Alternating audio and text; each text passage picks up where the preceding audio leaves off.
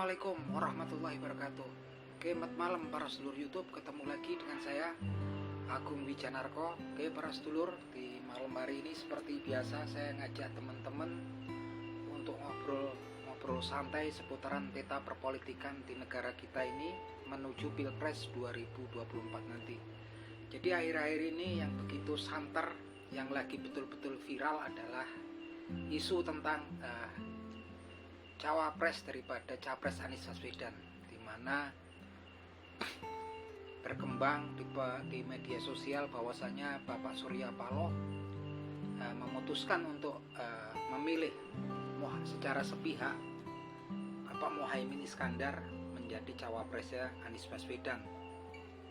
Kalau menurut saya pribadi, terlepas dari hal tersebut, menurut beberapa pihak agak sedikit kontroversial karena kemudian secara sepihak ya, karena kita tahu koalisi perubahan itu nggak cuma Nasdem, tapi di situ juga ada Partai Demokrat dan juga ada Partai Keadilan.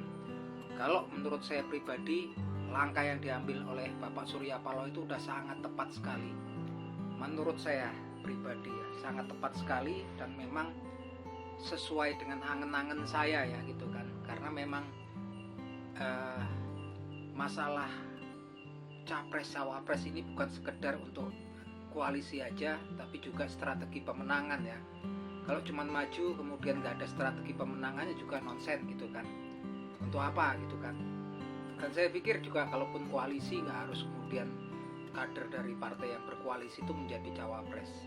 Yang terpenting kalau menurut saya adalah strategi pemenangan, dan di sini memang pikiran cemerlang daripada Bapak Surya Paloh itu saya acungi jempol ya teman-teman. Karena kalau kita lihat kan kemarin kan memang pilihannya harus dari seberang gitu kan ngambilnya.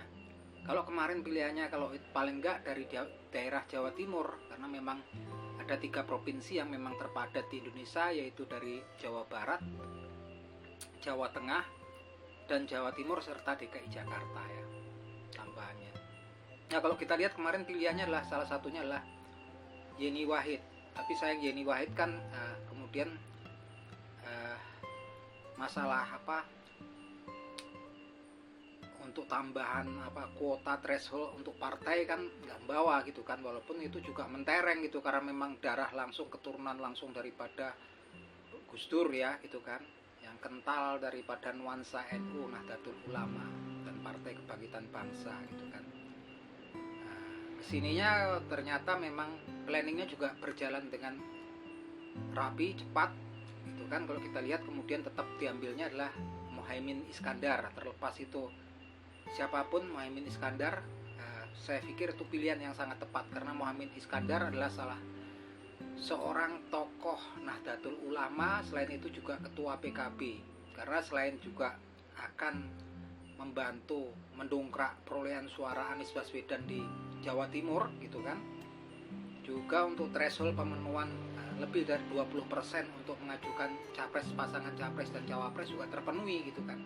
Ini kelebihan yang dimiliki oleh Muhaimin Iskandar gitu kan. Belum lagi juga NU PKB itu kan memang identik dengan Nahdlatul Ulama gitu kan, lahir dari kaum Nahdlatul Ulama yang memang anggotanya ada di seluruh wilayah Indonesia gitu kan.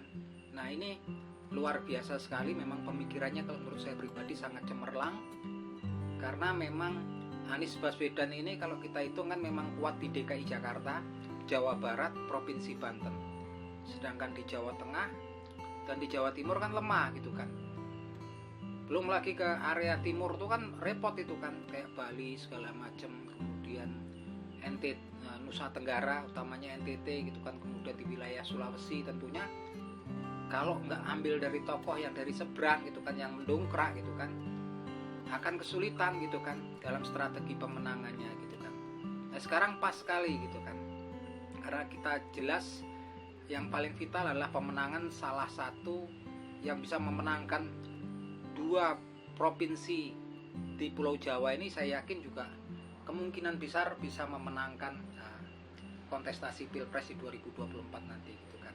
Kalau kita lihat kenapa gitu kan, kalau AHY sendiri dari Demokrat, karena profilnya itu memang populer, tapi sama ya sama Anies Baswedan, udah terwakili semuanya oleh Anies Baswedan. Contohnya kalau AHY itu populer di tokoh milenial gitu kan, tokoh nasionalis itu terwakili sama Anies Baswedan gitu kan. Kalau kemudian dari Partai Demokrat, AHY dari Partai Demokrat ini populernya di Jawa Barat, DKI Jakarta ataupun Banten, itu pun terwakili oleh Anies Baswedan gitu kan.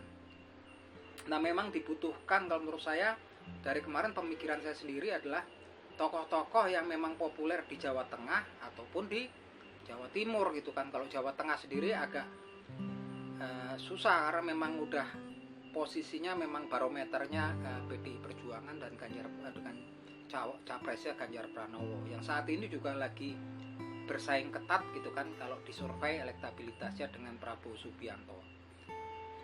Nah ini yang kita lihat, kalau sekarang paling enggak kemungkinan besar Anies Baswedan akan paling tidak bisa menyaingi kompetitornya di Jawa Timur, dan kalau memungkinkan bisa memenangkan di Jawa Timur nanti kalau memang lancar gitu kan. Dan saya yakin dengan kepopuleran ini Muhaimin Iskandar, kemudian juga yang memang dari tokoh PKB dan PKB sendiri kan lahir dari NU ya, dan seperti yang kita tahu memang Provinsi Jawa Timur adalah basisnya kaum Nahdlin dan juga basisnya PKB, walaupun kalau Nahdlin itu juga kan ada di seluruh wilayah Indonesia gitu kan. Nah ini memang sangat cemerlang yang dari dulu memang saya harapkan gitu kan, karena memang kalau cuma sekedar berkoalisi kemudian asal kemudian memasangkan pasangan yang memang tidak bisa mengatur strategi pemenangan itu sangatlah penting ya teman-teman, itu sangat penting. Makanya saya terlepas dari itu, hal itu dianggap kontroversial oleh berbagai pihak, kalau saya sendiri sangat mendukung gitu kan. Dan saya juga berharap gitu kan kayak partai PKS gitu, Partai Keadilan Sejahtera juga tetap mau mendukung gitu kan. Kemana lagi gitu kan. Apapun itu saya rasa juga PKS tentunya tetap akan identik dengan Anies Baswedan gitu kan. Saya rasa memang yang paling bijak adalah sebetulnya adalah sikap bijaksana untuk selalu berpikir bahwasanya untuk berkoalisi, mengusung koalisi perubahan itu ya bukan sekedar untuk kemudian memasangkan kadernya ataupun apa, tapi yang terpenting adalah strategi pemenangan. Karena apapun itu terjadi kalau tanpa pemikiran yang bijaksana untuk strategi pemenangan juga nonsen. Dan ini saya acungin jempol adalah salah satu langkah strategis, langkah vital yang begitu sangat penting dari pemikiran dari Bapak Surya Paloh. Itu saya sangat cemerlang sekali dan sangat berani dan cemerlang. Memang untuk tokoh-tokoh yang berpengalaman sekelas Bapak Surya Paloh ini memang saya yakin udah banyak penasihatnya, udah berpikir matang gitu kan. Dan ini memang hal ini memang lama, jauh hari juga udah saya pikirkan. Saya sendiri secara pribadi juga berpikir, berharap banyak kan gitu kan. Kemarin sih memang sempat isunya kan Yeni Wahid, tapi kesulitannya kalau kemudian kemarin Nasdem kemudian ataupun Anies Baswedan mengangkat Yeni Wahid sebagai cawapres, kemudian koalisinya ada yang lepas gitu kan. Kita tahu kan gitu kan, ketika koalisinya ada yang lepas kemungkinan thresholdnya juga nggak ketemu gitu 20% gitu kan untuk mengajukan capres dan cawapres ya. Nah kalau Muhaimin Iskandar ini kan pas, memang PKB juga punya suara kalau digabung dengan Nasdem bisa berlayar sendiri mengajukan capres dan cawapresnya. Kita doain aja teman-teman semoga ini lancar, nggak ada halangan gitu kan. Dan saya sangat yakin gitu kan pasangan Anies Baswedan dengan Muhaimin Iskandar gitu kan ini akan moncer gitu kan. Saya yakin sekali ini kan memang ini pas sekali ya saling mendukung. Anies Baswedan kuat di Banten, Jawa Barat, Jawa Timur, Muhaimin Iskandar saya yakin top gitu kan. Sedangkan kalau kita lihat dari kubu seberang ada Prabowo Subianto dan Ganjar Pranowo yang saat ini memang saling kejar-kejaran kalau kita lihat dalam survei-survei tentang elektabilitas dan popularitasnya. Cuman kalau kita sebetulnya mau jujur gitu kan, sebetulnya yang diperebutkan itu kan memang sebetulnya asal-usulnya sebetulnya suara para pendukung Presiden Joko Widodo dan PDI Perjuangan dulu yang notabene sebetulnya kalau Prabowo Subianto nggak mencalonkan jadi capres, suara itu semuanya untuk Ganjar Pranowo. Nah sekarang repotnya kan itu kan sebenarnya berebut pengaruh ya diantara para simpatisan gitu kan dan relawan Presiden Joko Widodo gitu kan. Nah ini Prabowo Subianto ini juga sekarang popularitas elektabilitasnya naik gitu kan. Nah ini memang harus ditanggapi, memang diperhatikan serius untuk pihak daripada Ganjar yang mencapreskan Ganjar Pranowo gitu kan, karena memang posisinya susah gitu kan, posisinya susah. Salah satu jalan keluarnya sebenarnya juga pilihannya adalah pasangan Ganjar Pranowo dan Prabowo Subianto gitu kan. Dan saya bersyukur karena memang kemudian mereka saling kejar mengejar, kemungkinan mereka untuk berpasangan itu akan sangat sulit gitu kan, karena sendiri Prabowo Subianto juga pastinya menginginkan posisi capres. Begitupun dari PDI Perjuangan yang mencalonkan Ganjar Pranowo tentunya juga menginginkan posisi capres, karena memang PDI Perjuangan adalah posisinya adalah partai pemenang pemilu di pemilu 5 tahun yang lalu gitu kan. Artinya memang kemudian kalau pasangan antara Prabowo Subianto Ganjar Pranowo ataupun Ganjar Pranowo Prabowo Subianto ini akan susah ya terlaksana. Belum lagi nanti juga kita nggak tahu pergerakan kemudian partai kayak Partai Demokrat gitu kan, yang kemudian di situ juga ada Partai Keadilan, ada P3 gitu kan, arahnya kemana? Ataukah mereka juga akan kemungkinan membuat koalisi dengan capres untuk mengajukan capres dan cawapres mereka sendiri. Kalau itu terjadi, otomatis akan ada 4 pasang capres dan cawapres, dan artinya ini tambah kompetitif, tambah seru, dan ini sangat menguntungkan untuk pasangan Anies Baswedan dan Muhaimin Iskandar gitu kan. Dan saya memang aku acung jempol untuk Bapak Surya Paloh, luar biasa keberaniannya gitu kan, ketegasannya, keberaniannya untuk ngambil keputusan ini. Karena memang kalau nggak diambil keputusan seperti ini yang frontal kayak gitu, akan kemungkinan sia-sia gitu kan. Karena memang lawannya berat ya ini ya, antara Ganjar Pranowo, Prabowo Subianto ini berat nanti itu kan. Ganjar Pranowo otomatis kan di Jawa Tengah, itu salah satu provinsi yang memang terpadat di Indonesia gitu kan, selain DKI Jakarta gitu kan. Nah untuk Jawa Barat, DKI Jakarta, Banten, insya Allah Anies Baswedan aman. Saya yakin gitu kan. Belum lagi Anies Baswedan ini sekarang lagi populer ya, popularitasnya naik di kalangan para mahasiswa dan akademisi serta milenial gitu kan. Sementara Prabowo Subianto dan Ganjar Pranowo masih saling menyalip. Sebetulnya mereka yang perebutkan adalah kue sebetulnya yang para simpatisan dan pemilih Presiden Joko Widodo di Pilpres 5 tahun yang silam gitu kan.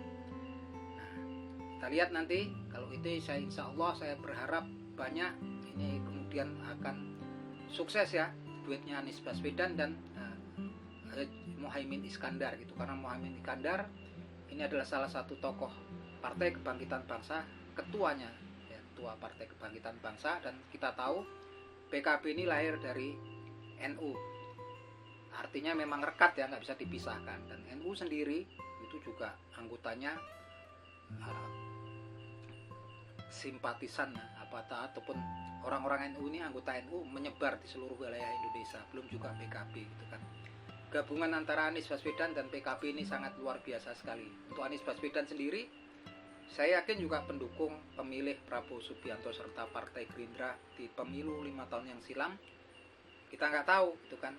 Kemungkinan besar, seberapa besar mereka kita tetap nggak tahu gitu kan. Karena kemarin juga kemudian Partai Gerindra itu memperoleh suara di nomor 2 ya di pemilu 5 tahun yang silam, dan waktu itu juga head to headnya antara Presiden Joko Widodo dengan Prabowo Subianto itu cuma berkisar beda 5% gitu kan.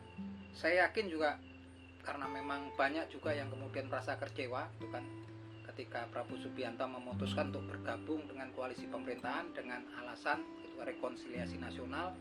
Banyak tokoh-tokoh yang mendukung beliau dahulu kemudian merasa kecewa gitu kan. Dan saya yakin juga mau kemana gitu kan kalau nggak ke Anies Baswedan gitu kan. Oke teman-teman, itu analisa pribadi saya. Kalau kemudian ada teman-teman yang merasa beda analisa, silahkan komen di bawah.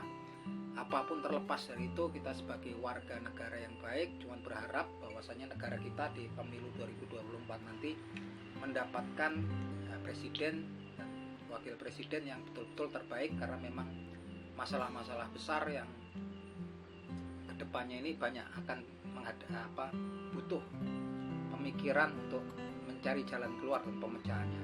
Apapun itu, siapapun yang menang, apakah itu Ganjar Pranowo, Prabowo Subianto ataupun Anies Baswedan, kita tetap dukung dan kita yakin bahwa mereka adalah salah satu putra terbaik bangsa Indonesia, dan kita berharap akan dapat memberi, siapapun yang terpilih nanti bisa memberikan solusi jalan keluar terhadap masalah-masalah bangsa dan negara kita di kemudian hari.